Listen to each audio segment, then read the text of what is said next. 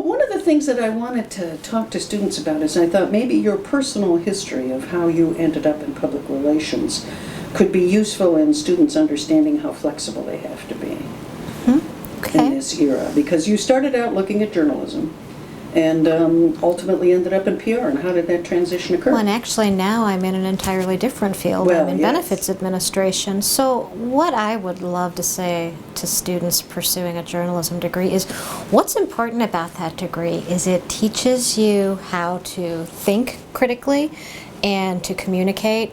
And those are transferable to so many different fields. If you go into your career willing to grow and learn and see something that's interesting to you and follow it, those are base skills that employers are always excited about having.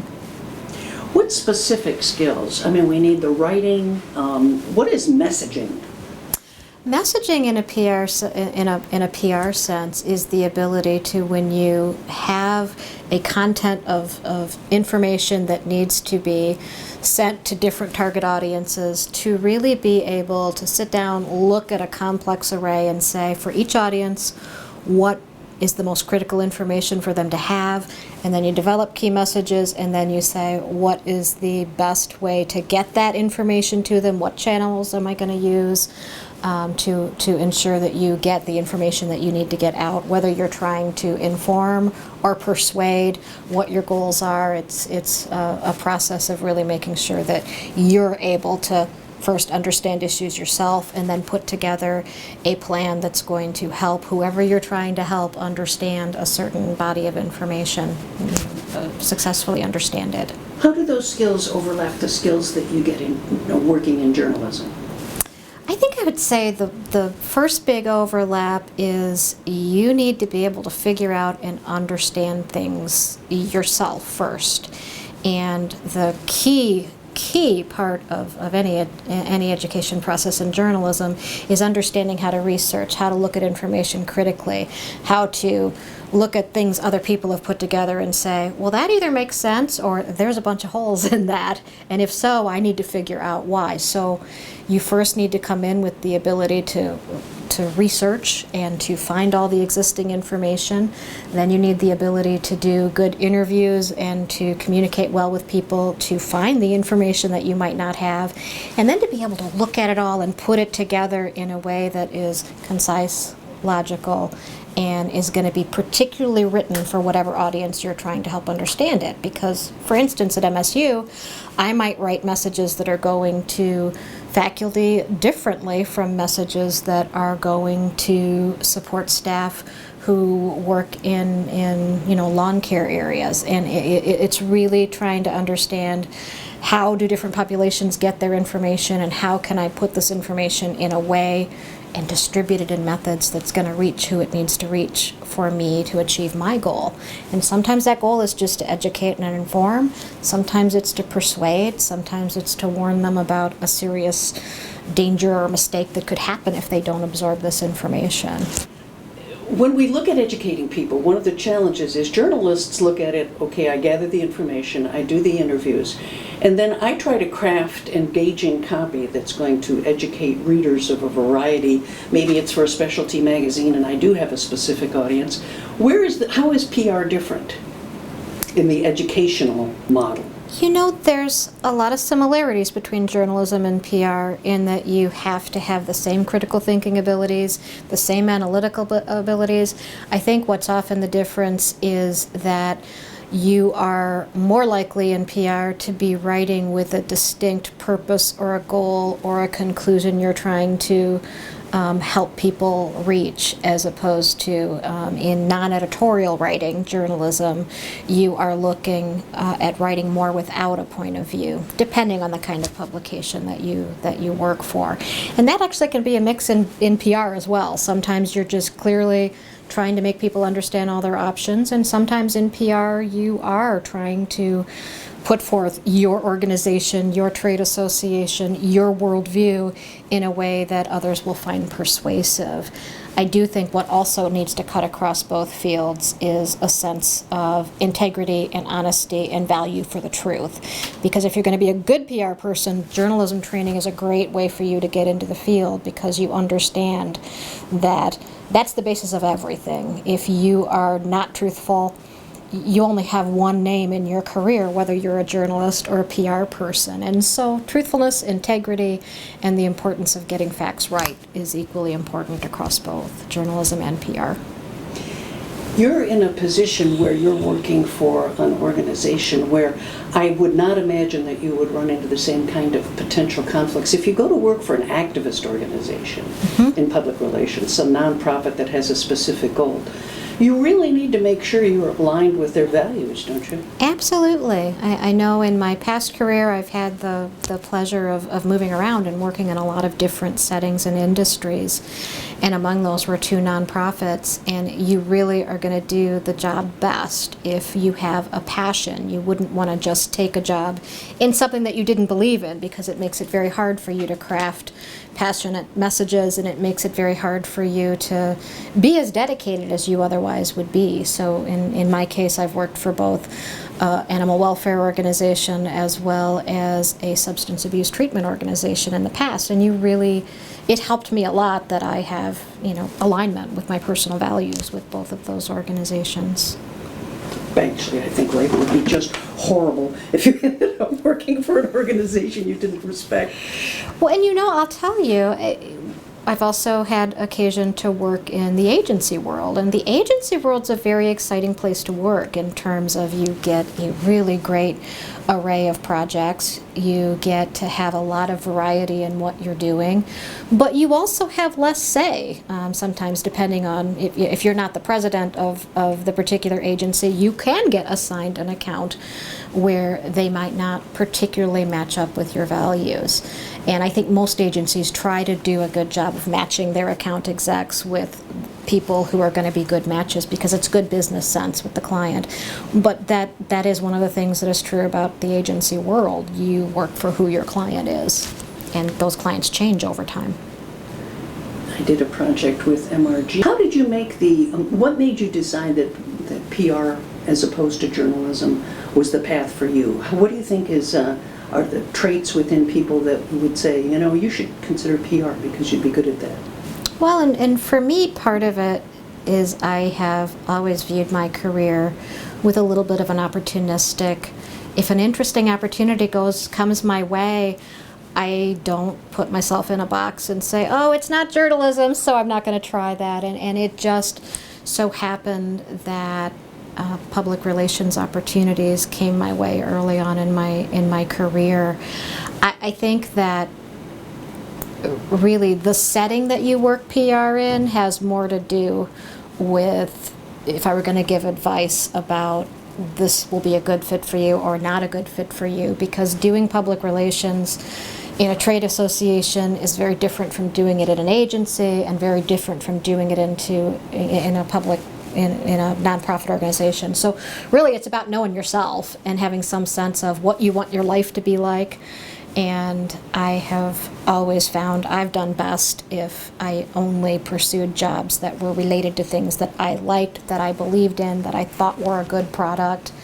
I think it's not ever wise to sign yourself on to doing PR for something that is a bad product or is a bad service, because it becomes that old saying of you can put lipstick on a pig, but that's not how most of the best PR professionals view their career. It's not about making people see something other than the truth. It's about helping people see the truth. And so it is really important that you align your career choices with something that's going to make you happy. If you were a young person nowadays putting together your educational career, what skills would you want on top of the traditional, I need to know how to write and think about critical thinking with messages? What kinds of technical skills nowadays with the digital world would be beneficial? Technical skills, aside from, and I don't want to decrease the importance of good writing, because you can have the best technical skills in the world, and if you can't put together crisp key messaging, good writing, then you're not going to be a good value to an employee. But of technical skills, certainly social media it is something that folks who have been in the field for years have had to learn, and that tends to be something that younger people coming out, they grew up with this technology, so they're very good at it, they learn it. I think in public relations, being able to do video in addition to the writing, and even a little bit of video editing, and the ability not to do a major motion picture quality job, but to actually be able to, in addition to the article you write for the company newsletter, to be able to go out and capture video and really just be able to work in all of the different mediums. Nowadays as well, I mean, we have all of these online websites. Would web skills be important, or is that something that you have found you can usually leave to the experts? I think web skills are important, and again, that's a subspecialty of PR. So if you think you want to go towards managing a web-intensive business, then those skills would be really important for you. I have found that in most cases, PR folks work within a content management system. So you need to have the ability to understand and to learn. For instance, when I was doing public relations for human resources, I would go in and I would do content for the web, but I didn't have to program it. I didn't have to go into deep code level stuff. There was a content management system, and once you learn how the systems work. So a lot of that you can learn on the job, but really honestly, the more skills you have, the better. I think the days have faded where you can walk into any job and say, I'm a specialist and an expert in this, because most employers now need us all to be agile, need us to be able to be working on web editing one moment and then write up a proposal the next, and then do a spreadsheet analysis that sells your proposal. You really do need to have that flexibility and love to learn new things. If a technical skill comes by and you have the opportunity to learn it, say yes. What about how do you tell if your messages work?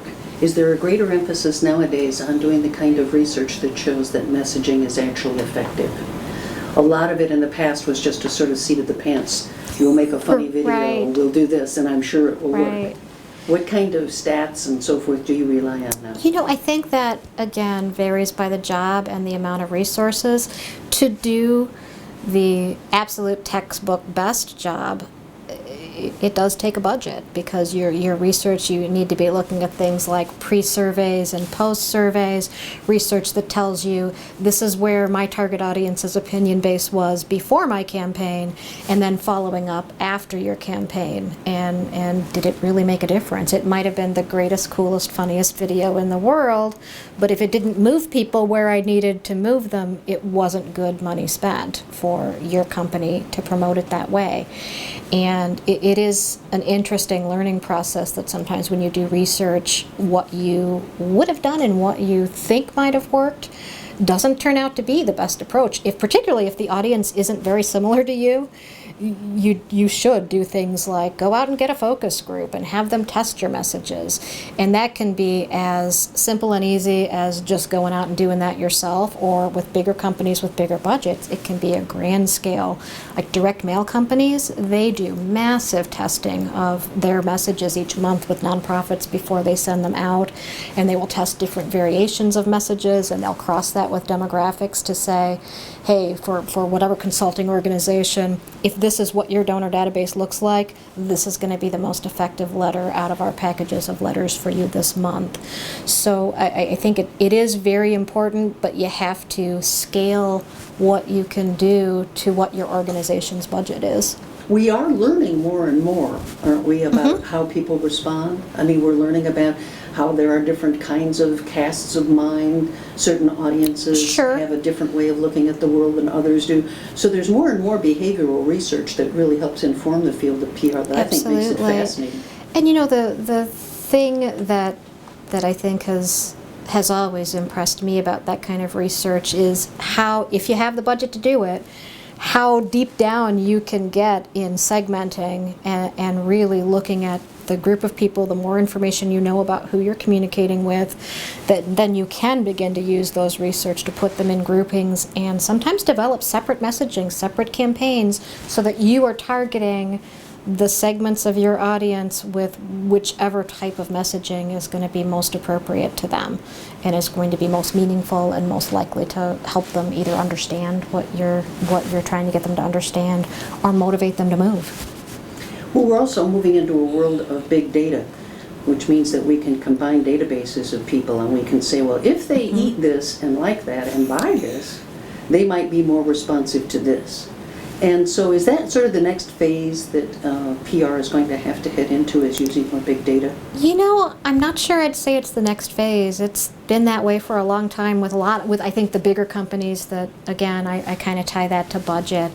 I don't think you'll see smaller companies or companies that are publicly funded using that to the extent that some of your really large private profit-based organizations do, but it's not a new trend. There has been for many years usage of whatever data you can get hold of. Data can be power if you analyze it correctly. Is that in public relations, you may sometimes use, there's certainly budgets involved, and paid messaging may be a subset of your public relations strategy. So you may go out and for a certain segment, buying ad space might be the thing to do, but public relations will go beyond that and try to do what we call earned media, which really in some circles is going to have higher credibility than advertised media.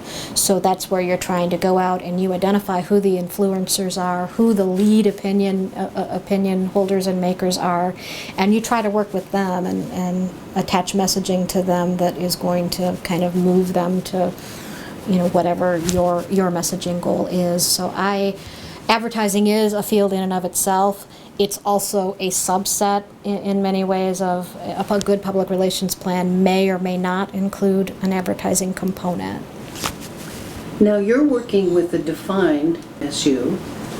You're doing internal public relations for a large institution, trying to reach thousands of people who fall into different categories, from students to faculty to staff to community supporters and sports fans, everybody. So you have a very broad palette of messaging that you have to produce. Are you concerned about the digital divide, or is your audience pretty web savvy so that you can rely on that, or do you have to change things, for example, for retirees who may not have as much access? Or it's a real mix. I think you can never assume that the same strategies are going to meet all populations equally. For instance, we do have a retiree population that if we ever at this point went and said everything's going to be web-based, they would not be well served by that. So we have a mix. We will be more likely to do print reach out with a push to call us and talk to us with retirees, whereas students, they're going to be very web savvy in some ways. They're going to be more social media oriented. I think that it's bigger than just the digital divide. You can't assume that a population, because they understand technology, is going to use it. We have found, for instance, that students have really kind of moved in many cases beyond email, and trying to reach them by email doesn't work as well as it used to, so you have to integrate other sorts of messaging. And even within our faculty and academic staff and support staff, you have to look at things like, does this employee group have regular access at work to the channels you're using? Email may be great for some populations, and it might not reach others at all. So, for instance, when we're doing a benefits rollout, we will always look at a range of reach out options. We'll have the website, we'll have videos on that website, we'll have live events and benefits fairs where people who are more of the sort they need to come in and sit down and talk to somebody. We'll have print materials, and so you really just need to, I would say as a microcosm, MSU has a very, very wide spread of different audiences that like to be communicated with differently, different language sometimes. You've reached such an important part of your career. You've made the transition from looking at journalism to going into public relations and now into administration. Is that a logical flow from moving from public relations? People with those verbal skills and communication skills nowadays really are valued in management positions? I think so. Part of it, I think public relations trains you to really be attentive to who all the audiences are that are out there, and the importance of finding out all of those audiences, what are they feeling, what are they thinking, and knowing that as you go through administrative decision making keeps you from making bad decisions. That if you know you have to figure out what it's going to mean to all these audiences, then you don't just make administrative decisions from, well, it's logical to me. So I have found it's a really good blend and background, because you can't be successful in PR if you're not able to analyze who's impacted by whatever it is you're working on, and how do I find out what's going to be effective for that population. And really, I believe good public relations is always two-way. So it's not just about communicating to them, it's communicating with them, listening to what comes back, and using what comes back to alter your approach and to inform your future decisions. So I think it's a very good training ground for moving into different managerial and administrative roles. A lot of executives come from a world where they think they can control the message. And nowadays with social media, if you're not talking, somebody's talking about you. So that's the challenge with social media, isn't it? Is realizing that you have to be part of that new world. You know, it is, and I actually view that as a very positive change, because it's not a new truth that it's never been effective to just, I'm going to completely control the message, and it's one way, I craft this and it goes to you. That's really never been, I think, among the most effective PR models, but it was an easier model to choose in the past. Now consumers and the folks that you are sending your messaging to have so many more different options to seek alternate information, and to, if you're not listening to their feedback, to give that feedback in a different way that eventually may grow to something you can't afford not to listen to.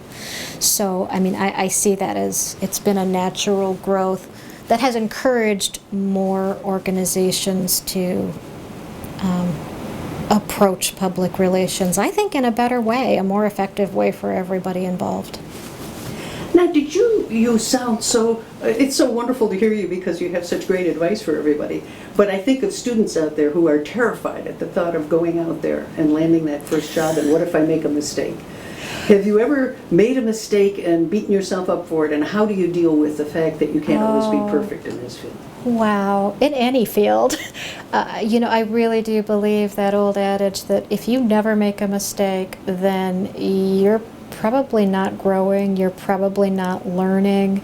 I mean, I think there are things you can do when you're early in your career to help limit the negative impact of the mistakes that you're going to make. There is no starting out in a new job and just being suddenly perfect out of the gate. You do things like you find mentors and you align, and if you're new to doing something, when you take the first crack at it before you let it fly, you go to people who in your organization who aren't new at it. So ideally, if you're in a good place and they're developing you, it minimizes the likelihood that you're going to make a far-reaching mistake. But you know, we all do. We all make mistakes, and I think you can't let the fear of making mistakes paralyze you from trying things, because they're going to happen here and there, and what's important is that you learn from them. And when you do make one, you own up to it, you recognize it as quickly as you can, and you come up with a plan to address whatever the consequences are. You be the one to take it forward and say, hey, this is what I did, this is what happened, this is what I think we should do next. But it's really not realistic to think a good career goal is I will never make a mistake. And it'll stress you out needlessly if you think that's possible and make that what you shoot for. Any last closing bit of advice for students about how they ought to think about why they should think of PR as perhaps a career option for them? You know, I think it may be a good career option for them, and it may not. It really comes back to knowing yourself and what you like and what you're good at. I would say my best overall bit of advice is whatever you go to school in, don't allow that to become this mental box that you put yourself in, because there are probably more people who end up doing things other than what they did their education for than not, and that's okay. If I honestly, with a few exceptions, obviously, if you're going to school to be a brain surgeon, we need you to be a very good brain surgeon. But by and large, I view the role of higher education less to prepare you for a specific job and more to give you the skills you need to succeed in life, to be able to think critically and look at a vast array of information and put it together in a way that makes sense for you, for your family, for your customers. So really, I think PR is a good career skill where you can jump to a lot of other fields, because you're going to come at the end of a good career in PR. You're going to have experience in communicating with all different populations, in really being able to critically analyze information, being able to persuade, inform, educate, and that crosses so many different fields.